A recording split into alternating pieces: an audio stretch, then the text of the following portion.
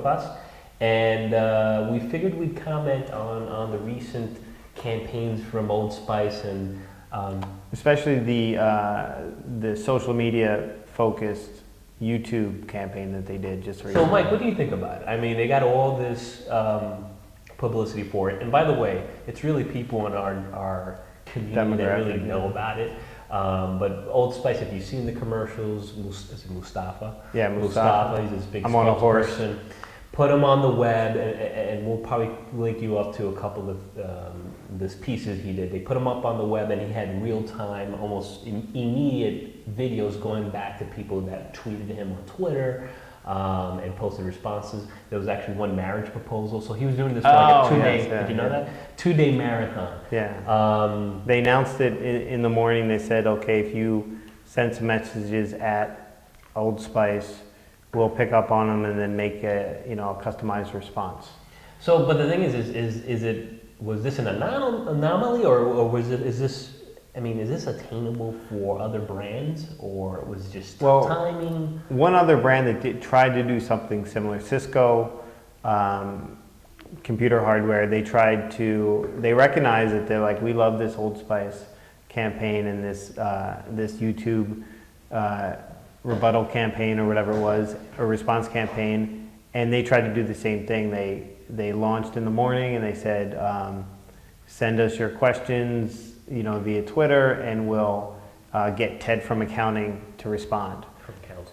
Yeah, so they were doing a little spoof on it, and they wanted to try to generate some buzz. It did not work anywhere near as well as the Old Spice, possibly for two reasons. Because the big thing about the Old Spice they had a couple great commercials before that. They had the I'm on a horse commercial. They had a traditional, and this is where you can't knock the traditional advertising medium, because you had an amazing spokesperson that was built up, and millions of dollars of offline campaigns that preceded the social media campaign. So I think it was a symbiotic relationship. You can't you go on. I mean, could you possibly? It hasn't happened yet. But they had a lot of branding before they went online. They definitely did. They've had 100 years of Old Spice branding, but Mustafa himself. Yeah.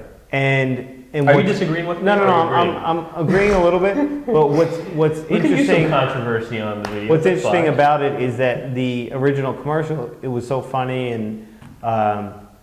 It's like a cult following. Yeah, so fun that I posted it to Facebook and then I shared it with friends or whatever. So it wasn't until probably a few weeks later until I actually saw it on television. Yeah. But it was backed up, and it did have that character he's playing had a big brand recognition by the time this response campaign came out. And for the record, Old Spice has given some numbers that sales have gone up considerably over the last quarter. Yeah, Old Spice is cooler than it used to be. But at the end of the day, it's tough to track where that came from. I think it's an overall branding effort, so you can't.